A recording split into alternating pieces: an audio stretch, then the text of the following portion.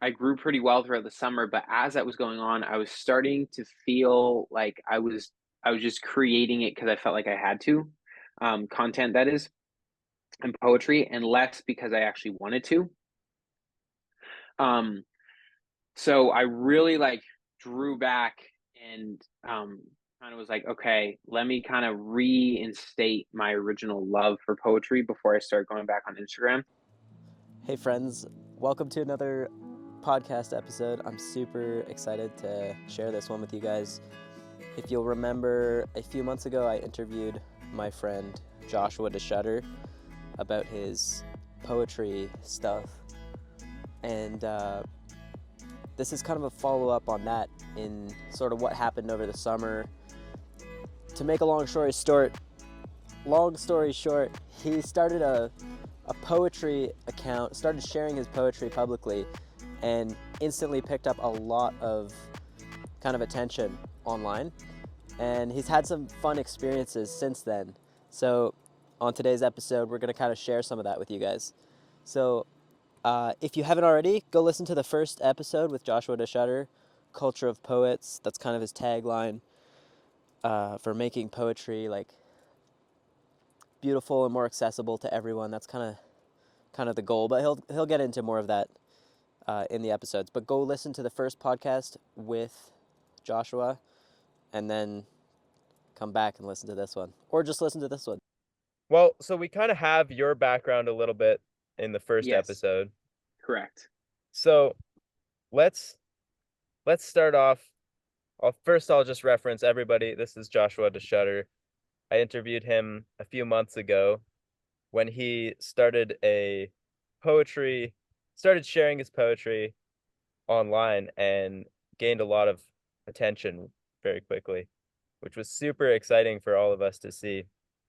Um, Josh, tell us about since we last talked, maybe what would Hmm. that have been? Like 2, 3 months ago? Yeah, I think like it What? was April or May. Yeah, okay. So now we're beginning of September. Over Hmm. the summer, what what has changed? Okay, yeah, good question. So it's so funny when I think back on like the first time I talked to you and like when I listened to it, I'm like, wow, I really knew nothing. Like it's so interesting, like as this progresses, like in all the different categories of like social media or like the actual art form of poetry itself. It's so interesting as you develop, you look back and you're like, even over the course of like you said, like 2, 3 months, you look back and you're like, wow, I was like a complete novice. Um, even though I had a lot to say back then. So over the summer, it's been a wild ride. So I think when I first talked to you, I was at like about 90,000, about to hit 100. Now, today, I have 415,000 followers. And with that being said, I grew pretty well throughout the summer, but as that was going on, I was starting to feel like I was just creating it because I felt like I had to, content that is, and poetry, and less because I actually wanted to. Um, So I really like drew back and kind of was like, okay, let me kind of reinstate my original love for poetry before I start going back on Instagram. So I think in July I only posted 2 videos and I didn't post anything in August. Maybe once in the beginning of August, I don't remember. But I took like a solid whole month of like just absency, which was really good for me. And during that time I was still writing. I just wasn't putting it online. And so that was, and now I'm just coming out of that now, getting back into posting regularly, once a week. um and so yeah, that's kind of where I've been in my creative journey, this discovering like this need for like external validation, through putting it on Instagram, or just people in general can sometimes kind of hinder your original desire for the art form, if that makes sense. So it's probably the biggest thing I learned. And also it's not it's okay to take a break. Like it's totally okay to take a break. That's another thing I learned. Like I thought like, I'd lose everything if, I took a week off or something. But no, it's totally fine. Like you got to prioritize your original desire to create the art, or else no one will, fall in love with it like you do. Right. I think we see that pretty frequently with different types of artists where they blew up at the beginning because it was so genuine and they were just doing it because they loved it. Hmm. And then once they gain this big following, this notoriety, then they start trying to fit into boxes. Oh, this is the proven way. This is how it, you know, this is how to Yeah, grow, or maybe exactly. they sign on with a big record label or some Yeah, marketing uh-huh, agency, uh-huh. and then they have to fit those boxes. Yeah, exactly. Um, Yeah, yeah. Also, just going back to what you were saying, it's funny looking back, even just a few months ago, on what you were saying and like how little you knew at the time. It's going to be hilarious to look back in 5 more years or one more Yes. year. Like it Uh-huh, just keeps uh-huh. on going like that, doesn't it? I know, yeah. That's the plan, hopefully. So we'll see. Yeah, totally. So how how has it been trying to get back into that flow of just doing it for what you love instead of making it into a job? It's interesting. It's really interesting because I can feel like the actual like poetry, like any art form, is kind of a skill, and you can see like my early poems are kind of I'm going to be honest, like they're a little weak, and I can feel that getting stronger. Like I said, I'm just so last week I it was my first post in a month, and then hopefully today or tomorrow will be my next one. So it's difficult getting back into it if I'm being honest with you, um, just because it is a lot of work, to be honest with you. Um, and then plus working, full time job on top of that, and trying to fight that battle of not rushing through the process. Like it's this balance of like, okay, to get back into it, I need to set deadlines. But what if I work really hard and I'm not going to meet the deadline? Do I post a video anyways with it kind of being half-hearted done, or do I like just take an extra day or two? It's like just all these little debates in my head. I'm a bit of an overthinker, with that being said too. So but yeah, no, I'm having fun with it. I'm definitely enjoying it a lot more than I was like early summer when I was just like trying to push out content for the sake of doing it. Yeah, cool. That's good to hear.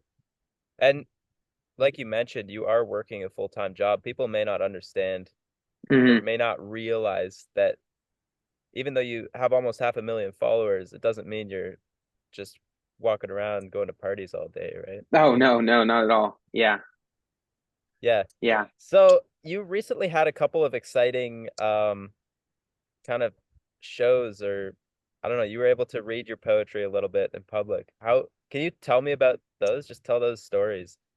Yeah, no, for sure. So, okay, so it's quite interesting. Um, it's an amazing story. I love this story. So I was just at home in London, and I was getting ready for a trip to Halifax. I was going to Halifax for a family reunion, and I got a message from Dermot Kennedy, who is a very well-known artist in the music scene, of whom I was a fan of. And he just asked, "Hey, I love your work. Where are you from?" Now usually I just say I'm from London, Ontario. For whatever reason, like I decided I'm from Nashville originally. For whatever reason, I decided to say I'm from Nashville, but I live in London. And he said, "Oh, Nashville, no way. I'm here in Nashville now. I'm doing a show at the Bluebird Cafe, which is like a very iconic venue in Nashville." And he said, "If you can get there by the 13th, I would love to have you, be a part of it and work your way into it." And of course, I said yes. So he put me in touch with his manager to work out like all the details and stuff. And then I flew in on the 12th. And then it's quite an interesting story. Dermot, who is such a nice guy, and total thanks to him for even giving me this opportunity because I absolutely loved it. He messaged me. So I arrive in Nashville, and it's the 13th, the day of the performance, and we just have a rehearsal to do. So he messages me to go to his buddy Gabe's house for the rehearsal. And when I get there, it turns out it's Gabe Simon, who is like Noah Khan's producer. Um, and so now I'm like really freaking out because I'm like in like Noah Khan's producer's like house slash studio situation, with Dermot Kennedy doing a rehearsal for a show at the Bluebird Cafe, which was just like amazing. Like it's such a cool thing. Oh, and I forgot to mention on the plane to Nashville, I bumped into Theo Vaughn, um, in the airport, and Theo was on the plane in the seat behind me, and so I got to connect with him. And then I asked Theo if he had heard of Dermot Kennedy, and he said he was going to be at his show, and so I'm like, hey man, I'll see you there. Um, so already like I'm freaking out. Like I just met Theo. Dermot Kennedy invited me to do a show. Theo Vaughn, I ran into in the airport, and now I'm in uh, Gabe Simon's recording studio, or like I don't know it's not really a recording studio. It's more like it is a little bit. It's more like a creative studio, I would say. And so, anyways, from there, then we do the show. It's absolutely amazing. Huge thanks to, like I said, Dermot and his whole team for the opportunity.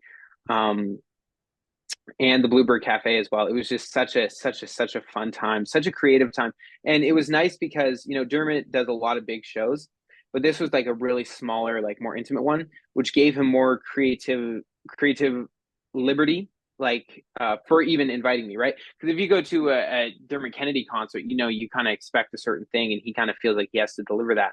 But if he hosts like a small, like 90 person concert, he has like full creative liberty, and he really enjoyed the show. I really enjoyed the show.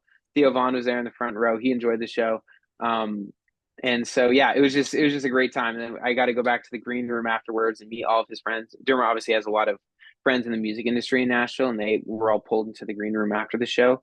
Um, and so yeah, I got to meet them as well, and then said my goodbyes, and then flew back out to Halifax, uh, and then I had to, and then just late August, then I flew into New York because I had a creator event in New York, which is also a great opportunity. Like this was more for like the Instagram side, so there's like a lot of obviously influencers and creatives on Instagram, and they were all kind of getting together in New York, and so I flew out there. So that was kind of like my month of August. The highlight definitely being the show with Dermot Kennedy. Yeah, it was an absolute blast.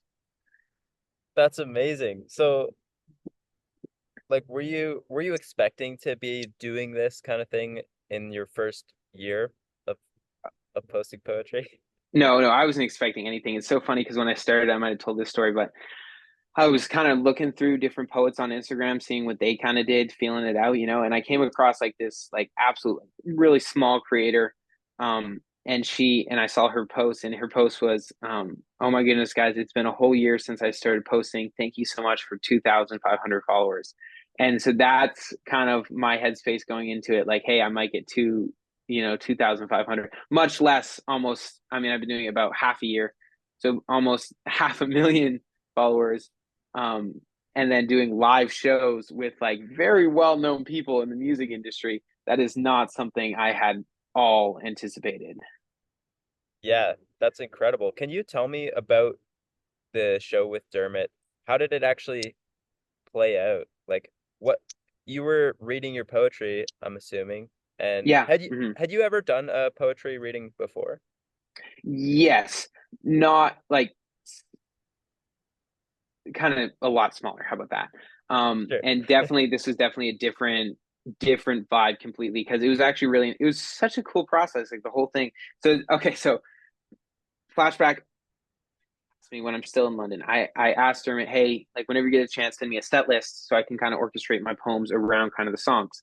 Now, obviously, Dermot's a very busy guy, and he's a very creative guy. And one thing I learned is these creatives don't really they plan as little as possible, so they have as much freedom when it's time. So, with that being said, I didn't end up getting the set list until the rehearsal, essentially.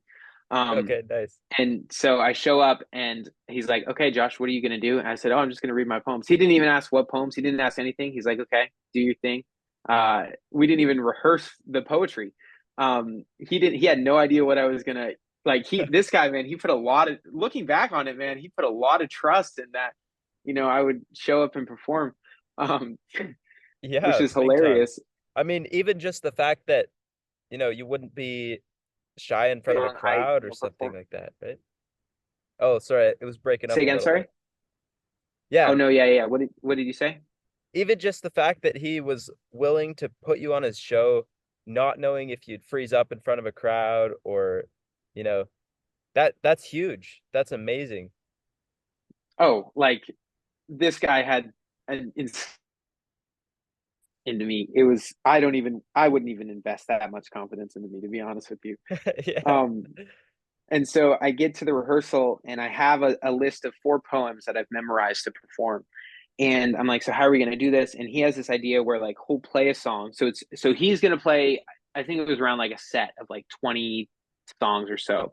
And every 4 songs I would do poetry. Does that make sense? So Yeah. I did four poems, and what he decided was he would song and then extend the outro of the song, and I would recite my poetry over the outro. that make sense? Oh, so there's kind of like some Yeah. peaceful music in the background Yeah, while yeah, you're yeah, yeah. Yeah, so it's not just like dead silent, which was a genius move. But with that being said, the poems that I had selected did not match because I didn't have a set list, did not match the songs that he was going to do, right? And right.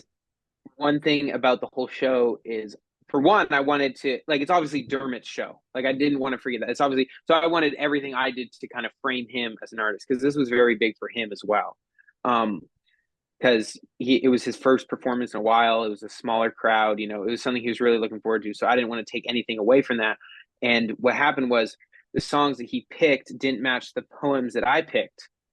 Um, but so we do our rehearsal, and I go home and I'm freaking out. I'm like, what am I going to do? So I'm like, okay, like he gave me the songs that he's gonna do. So I'm gonna have to write some poetry like around the themes of the songs. And so in the course of like 2 hours, I ended up writing like all new material for the show, um, which I was completely like freaking out about. That was a whole nother thing because like I get done. It's a total God story, to be honest with you, because I get done, I'm freaking out. I'm like, well, what am I gonna do? I'm overtired, I'm jet lagging, the show is in, 4 hours. So I go home and I take a 30-minute power nap, I wake up and then I write, all new material. And it's so I'm so glad that during he never once said, where are the poems, can I proofread them or anything, never once. And I didn't even tell him that I wrote the new material um either. So anyways, yeah. So but the show itself, it went really well. So we get to the venue, there's a huge line outside because they're selling some tickets at the box office. You go in, everyone, all the staff are very nice people. We do the sound check, and we go to the green room. Everyone fills in. Jeremy comes out, introduces myself, and then Gabe Simons is accompanying him on guitar across from me. So the setup is I'm sitting to the left of Dermot, and Gabe is to the right of Dermot. And then Dermot would play his songs. I would read my poetry over the outro, and there was enough time for like a little bit of like conversation in between sets. Um, where Dermot would either, be talking to myself or Gabe or the audience. It felt really natural and it felt like really intimate. It was a really good show. Yeah. Cool. That sounds amazing. That's something that most people won't, with only 90 seats or something, most Yeah. people won't get a shot at that kind of show, right? Oh yeah, yeah. Like in my head, like I'm like worst case scenario, I have like the best seat in the house to like a private Dermot Kennedy concert. Exactly. Yeah. Cool. But yeah, That's amazing. That sounds like a once in a lifetime opportunity, except that I'm guessing there will be more of that kind of stuff coming your way. hopefully, Yeah, hopefully. cool. Um, did you afterwards, were you like walking around talking to people, or you said you went into the green room? Any Yeah. cool interactions when you were in there? Oh, definitely, definitely. Like I said, like all of his friends are somehow in the music industry, at different levels as well. So, um, and also Theo Vaughn came back to the green room. So I got to talk to Theo for a good while and meet his, wife and Dermot's wife and all of, like I said, Dermot's friends. This one guy I talked to for a while, he's from Nashville. He's about to headline Europe because he does music, and they're all super nice. Like every single one of them said, "Hey, if you're ever back in Nashville, let me know. I'd love to meet up with you." Like every single one of them are super, super hospitable, super kind. Um, yeah, no, yeah, it was a fun time. Cool. Does it make you want to host your own type of event like that? Yeah, no, definitely. That's something I'm working on and planning towards. It's funny, Dorian, I have so many ideas and so many plans. It's just a matter of finding the resources and the time to implement them, if that makes sense. Oh, for sure. Yeah, I totally get you. Yeah, but no, I would love to host, you know, something that kind of what he did, invite some other creators to, join in, if you will. Yeah, definitely. Cool. So then that you said that was the highlight of your summer. What about this other creator event? How did that go? What was that like? Oh, it was great. It was so this one was a little different. This one was like I said, there's like a good community of creators, mostly in like the video. So Instagram has like I think I explained this before, kind of different like niches, obviously, like your photography, your video, your music, your poetry. And different creators like overlap in different ways. And it's actually a very tight community too. Like they all like kind of know each other. It's actually really cool. So there's a group of them kind of in the video storytelling kind of demographic that were hosting events in New York. They had done it before. It's actually really cool. It's called Story Jam, and you just kind of get a bunch of creators together and they make stories, tell stories. It's a really cool concept. So they did it before, but I wasn't able to go. So they're hosting again in New York, and I've always wanted to go to New York.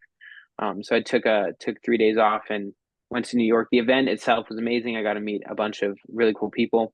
And then even almost just as cool was the actual city of New York. Absolutely loved it. I had such a good time there.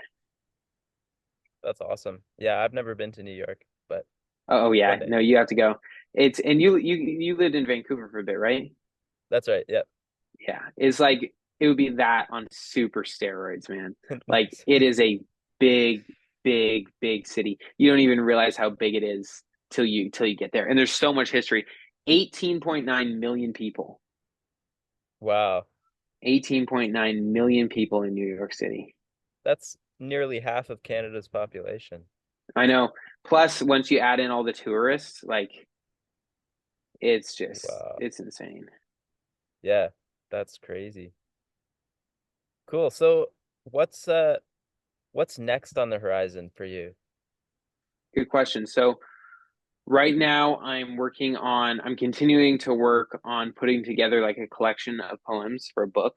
I'm hoping to get that published. And so that's the main task I'm working on, as well as consistently getting back into posting, continuing to grow my audience, see where it goes. I have a few different plans coming up. I want to, from the beginning, I've always wanted to cultivate kind of um, like I said, like a culture of poets. So trying to find activities and events and programs to kind of get my audience a little more involved is something that I've been planning out.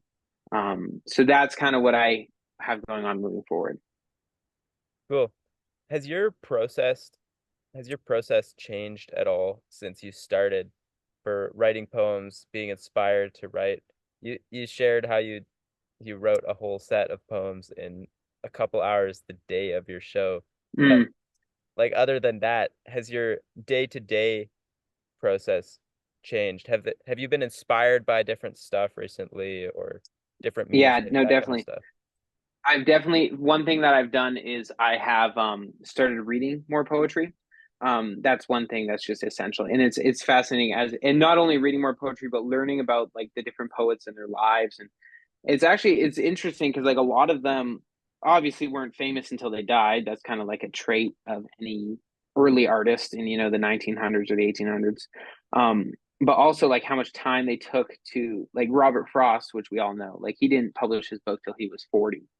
um like he published his first poem in a newspaper when he was I think 16, 17, but he never published a book until like 20 years later, which is insane. So like um just kind of learning like about their lives and their art form, as well as it's funny, I have this giant book now, uh a poet's glossary, and it has like, oh man, this is like, man, if you thought poetry was like simple and just words, man, just dive into this. Like it talks about every different type of poem, rhyming, meter, like, oh, it's insane. It's a tough read.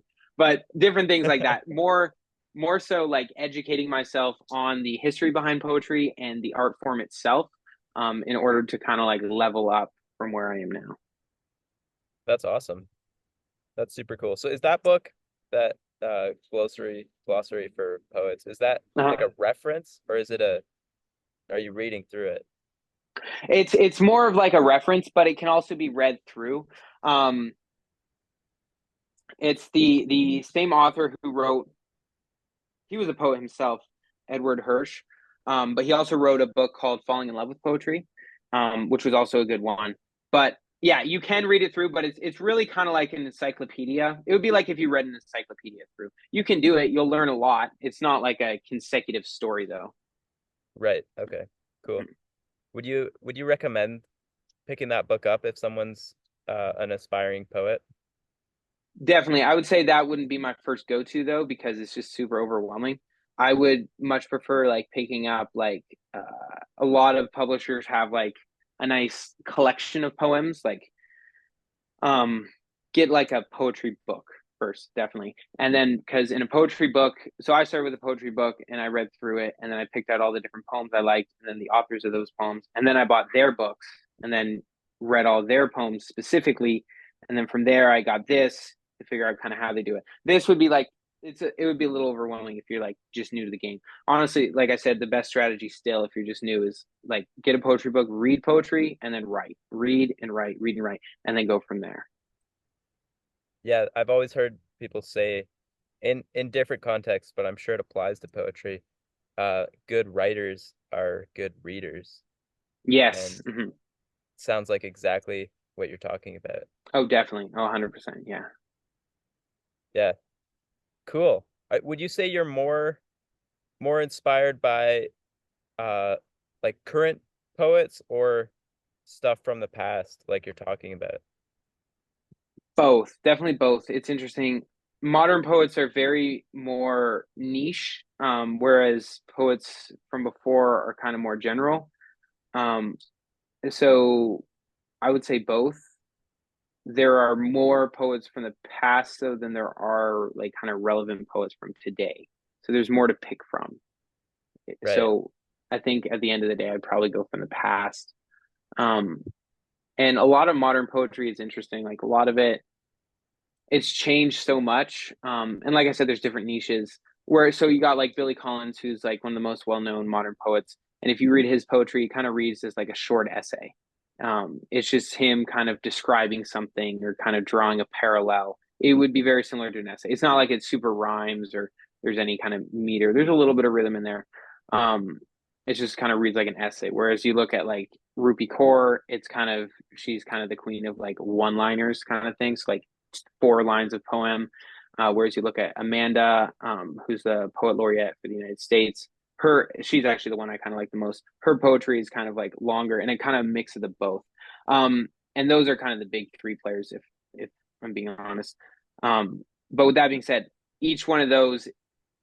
So my point is like each one of those are very niche, and they're kind of all their own thing. Whereas you look at Robert Frost, he did both. He did essays.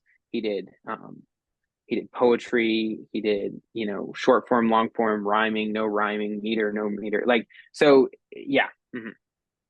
People can have kind you of like zeroed in on their different niches. yeah, that totally makes sense. It's funny you mentioned all the old timers, they kind of got famous after they died, which seems like back in the day it just took so much longer for word of mouth or whatever to share these things around. And by the time you got famous, you were probably dead, which is sad. But Yeah. now we have so many more avenues where you have 450,000 people or 415 whatever thousand people who are watching your stuff and you've only been posting it for around 6 months ish. So Yeah. very, very cool how much stuff has changed, eh? Oh yeah. No, definitely. Also, like back then, um, like you had to work to survive. Like, man, imagine growing up in the 1800s as someone who I would consider myself as like kind of middle class. Like back then, I wouldn't even have time to write. So the consumerism has, obviously gone up as we've created all these inventions that kind of save time.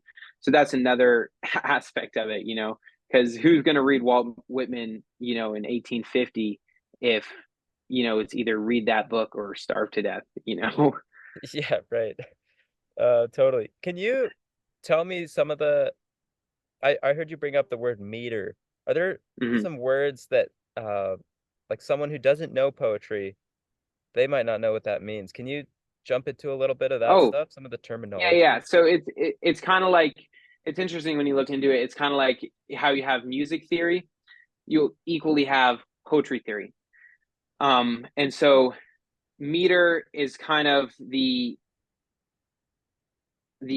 enunciation, the rhythm of the poem, right? So you have the rhyme, which is the actual rhyming of the words, but the meter is the like how the words bounce in rhythm, Is it if that kind of makes sense.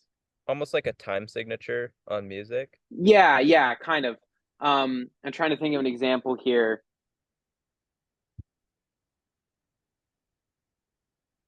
So like if I said this and that dog and cat. Okay, random example. This and that dog and cat. So the meter would be this and that dog and cat. And that's kind of like there's a name for that rhythm pattern. And then there are different ones you can choose for different poems, etc. It's exactly pretty much like kind of the time signature. Yeah. Okay, cool, cool. Are there any other like little words that you've learned or little pieces of terminology that you didn't know before now? Oh, definitely. Oh, a ton. I have them all written down somewhere. My memory isn't as good as it used to be. But yeah, definitely. I'll pull them up and I'll send them to you, and you can probably put them in the description of this. Cool. Because I don't remember them off the top of my head. But yeah, there's a couple of them. That's awesome. And I'm sure that stuff could be found online and Oh yeah, yeah, yeah. It's like I said, it's just like how music theory has time signature, half notes, quarter notes. It's the same thing but for poetry. yeah, cool. That's awesome. Sweet. Well, drawing a blank here. Is there anything else you want to throw in there? Anything you think people should know? People have been watching you just exploding. Um, I think I think that's pretty much it. I would just, again, I even said this last time, like encourage people to like go out and, try something. Um, and don't get upset if you don't get the immediate results you want. Like, so for example, I set a goal this year that I wanted, at least one of my poetry works published in like either like a small newspaper, small, poetry magazine or something, whatever. And that was my goal, like just something small. So like I said, I reached out to a bunch of like really small, like not even big, organizations, small ones, the ones that are for the little guys like me. Yeah, And they all like got rejected. And then from there, I went on to Instagram, and my first four videos didn't do well at all. And then finally, I think it was my fifth video did big, which kind of sent the other videos. It's interesting when one video goes off, people go back and watch your other ones, right? And so it kind of sent them all up. But so my message to like specifically creators and stuff is get out there, create stuff, put it out there, but also don't get discouraged if you don't like see immediate results, because 9 times out of 10 you're not going to see that. And I can't imagine where I would be now if I didn't post my fifth video. yeah, You know, like I yeah, wouldn't I wouldn't have been in Nashville. I wouldn't have been in New York. I wouldn't be having like all these plans and collaborations going on with all these different creators, you know? So it's literally like every time you put something out there, it's like a lottery ticket. And you can put out as many as you want. And sometime you'll, hit the jackpot. yeah. So probably a big thing is being consistent at doing what you love, right? Just Yes. pushing out Mm-hmm. the things you love, not like you were saying at the beginning too, uh, not trying to just fit into the box, like, oh, these are the steps to getting famous. Yeah. Just Mm-hmm. what you did, you didn't follow any of the rules. You just started throwing Yeah. stuff out there that you love, Exactly. right? Oh yeah, and don't worry about trying to be the best right out of the gate. Like I said, my first video was literally me standing in the woods with just my phone selfie camera, not even my good camera like on the back of the phone, like my selfie camera, and me just like reciting poetry. Like the music cuts halfway because I couldn't get the royalty or something. Like it was weird. Like it's just weird. Like and that video went to like 10 million. So like video quality and like all this, making sure everything's 100% perfect, like just you're just wasting time. Like just get out there and start putting stuff out there. Yeah, that's awesome. Yeah, that's sweet. Do you feel like a different person now that you're famous? No, no, I'm not anywhere near famous enough to feel different. Um, it you definitely have some cool encounters. Like some every once in a while, like someone will recognize you. Um, and so that's always fun. But I feel like I do a pretty good job of not letting it get to my head. At the end of the day, like comparatively, I'm still really super small. So I just got to keep going at what I love and, stay true to who I am. Right. And so the goal may not even be to try and get to 1 million followers or try and get Yeah. bigger. Mhm. The the goal, it sounds like from talking to you, is to stay authentic and true to what Yeah. you.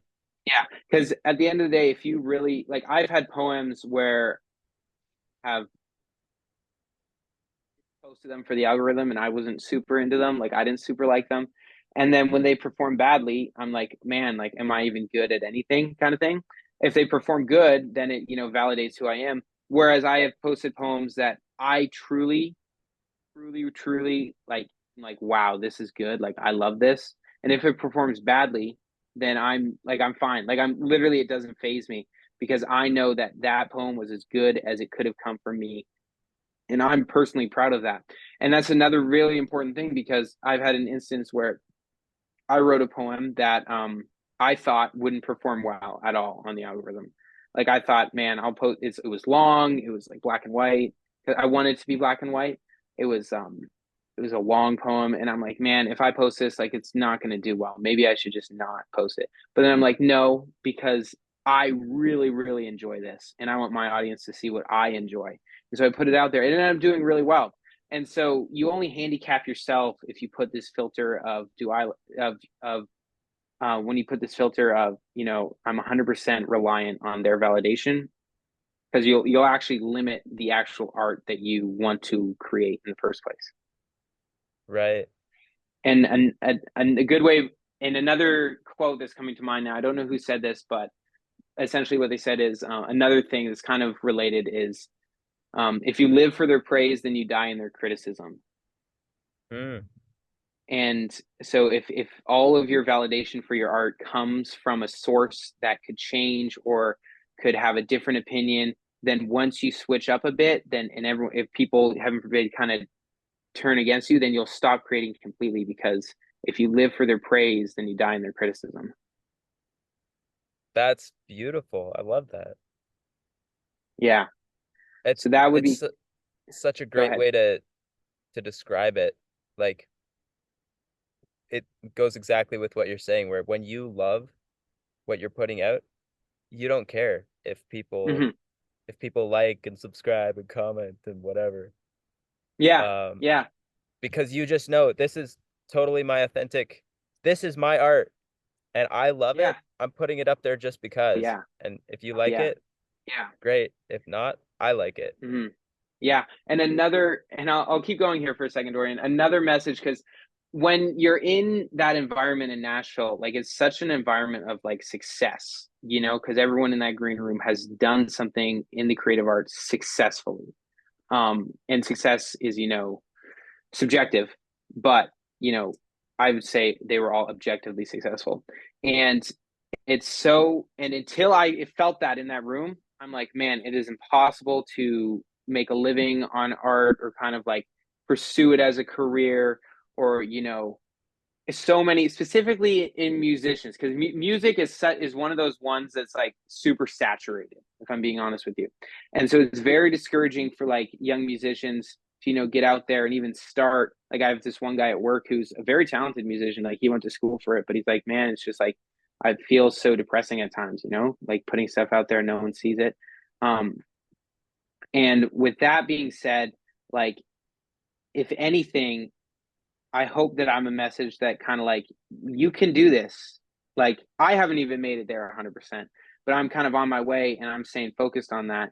And so to anyone out there, who's trying to pursue the creative arts, just remember it's never too late, and it's actually possible if you work for it hard enough. At some point, it might take 1 year, 2 years, 3, 5 years. For example, like we all know, Zach Bryan. Oh yeah. He spent 9 years in the Navy just playing guitar. Like he was 9 years in the Navy. He writes an album in a motel room in Jackson, Florida, and it ends up being super big. but no one pays attention to like the 9 years of just like of what felt like nothing, no movement, you know? Um, Right. yeah, Right. yeah. Like they say, it takes 10 years to create an overnight success. I'm just kind of ranting on now, but kind of my message is look, get out there and like create stuff because the world needs more beauty in I love that.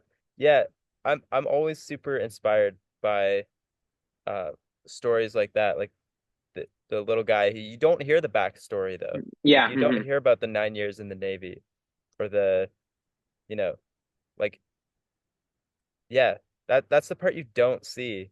And I love what you said. It takes 10 years to create an overnight success. Hmm. That sounds pretty accurate, but we don't really see that on the outside. We just see No, the explosion, right? exactly. Yeah. Hmm. Cool. Awesome. Well, I'm super inspired by everything you're doing, Josh. I Thanks for appreciate coming it. on the podcast again. Yeah, no problem. Anytime, man. Thanks again for checking out the Main Character Podcast. I have been your host, Dorian Loveday. I've been chatting with Josh to Schutter. Super cool guy. Go follow him. Go check him out. He's always got lots of interesting projects on the go. And yeah, if you are watching this, you'll notice my hair is coming back a little bit, which is exciting. But yeah, thanks for checking out the podcast, and we'll have more fun stuff coming for you soon. All right, bye-bye. Until the next one, peace and love.